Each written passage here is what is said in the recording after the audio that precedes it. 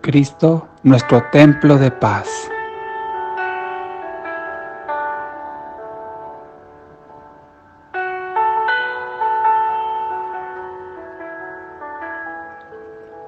Antes del establecimiento de la Iglesia de Cristo, Dios se encontraba con su pueblo en espacios físicos construidos por el hombre. Como ejemplo de esos locales donde Dios manifestaba su gloria tenemos los siguientes. El tabernáculo. El tabernáculo era una morada itinerante en el desierto, como lo describe Éxodo 29, del 42 al 46. El tabernáculo era una especie de tienda que los israelitas armaban y desarmaban conforme avanzaban en su peregrinar en el desierto después de salir de Egipto. Otro recinto en el cual Dios moraba y manifestaba su gloria era el templo de Salomón. Este era una morada fija ya en la tierra prometida, como lo describe el primer libro de Reyes, capítulos 6 al 8. Este templo de Salomón también es conocido como el primer templo. Fue construido en Jerusalén bajo el reinado de Salomón, por eso se le conoce con ese nombre, y fue terminado en el año 957 a.C. Sin embargo, este templo fue saqueado y luego fue destruido entre el año 586 y 587 a.C. a manos del rey babilónico Nabucodonosor II. Otro lugar también donde Dios habitó y manifestó su gloria fue el templo de Zorobabel, como lo encontramos descrito en la Biblia en Esdras capítulo 6. Este templo también fue conocido como el segundo templo, porque justamente sustituyó al templo de Salomón o primer templo. El templo de Zorobabel fue terminado en el año 516 a.C. Era un templo más modesto que el primero, no tan esplendoroso, no tan majestuoso como el de Salomón. Y este templo fue totalmente reformado por el rey Herodes I el Grande. Sin embargo, también fue destruido en el año 70 de nuestro tiempo. Así Dios manifestaba su gloria en la antigüedad a través de locales, recintos, templos construidos por el hombre. Sino hasta el nacimiento de Jesús de Nazaret fue cuando esto cambió. Con la llegada de Jesucristo a la tierra, la Biblia dice de él en Colosenses capítulo 2, versículo 9 lo siguiente: porque en él, es decir, en Jesús, habita corporalmente toda la plenitud de la deidad. Es decir, que con Cristo, Dios ya no habitó en templos hechos por la mano del hombre, sino que habitó plenamente en su Hijo Jesucristo. Es decir, en Cristo, Dios manifestó su gloria.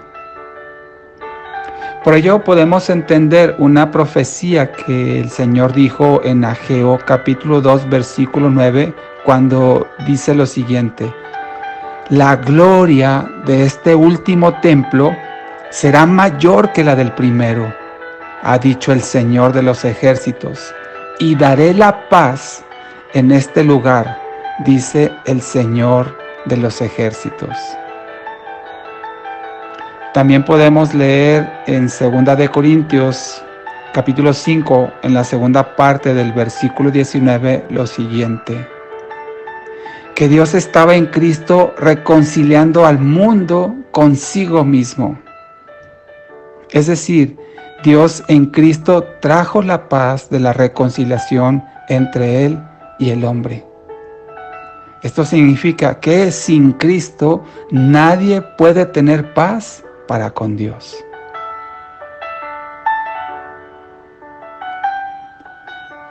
Luego de la muerte y resurrección de nuestro Señor Jesucristo, ahora Dios habita en el creyente, al cual Él mismo considera su templo. Así lo dice en 1 Corintios, capítulo 3, versículo 16. Dice: ¿no saben que son templo de Dios y que el Espíritu de Dios mora en ustedes? El hombre ahora, el creyente, es la gloria de Dios. Así lo dice 1 Corintios 11:7. Sin embargo, es importante que tengamos en cuenta que si Dios habita en los creyentes, es solamente por su gracia, por su benevolencia. Pero el que Dios habite en la persona del Hijo es para Dios un placer y una delicia. Entonces, en la antigüedad, los hombres acudían al templo para reconciliarse con Dios y hacer las paces con Él por medio de sacrificios, como Él mismo estableció las condiciones. Sin embargo, ahora Cristo es nuestra paz, y por medio del sacrificio que Él hizo, sacrificio perfecto, podemos tener paz para con Dios, como dice Romanos 5:1. Jesucristo es la paz que el mundo no nos puede dar.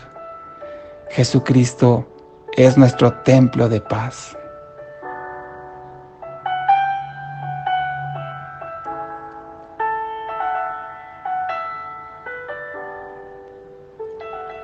Oremos a nuestro Señor. Amado Padre, te damos gracias. Gracias porque nos has provisto del único camino para llegar a tu presencia y recibir la paz que el mundo no nos puede dar. La paz de estar reconciliados contigo. Gracias porque antes de conocerte no teníamos esa paz que sobrepasa todo entendimiento. Tratamos de conseguirla en la antigüedad por muchos medios y todos equivocados.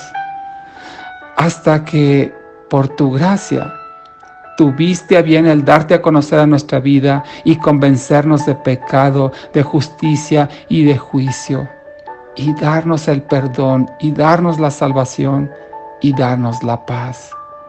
Ahora disfrutamos, Señor, de la paz eterna contigo, y de saber que estás con nosotros, y que nos has dado de tu gloria.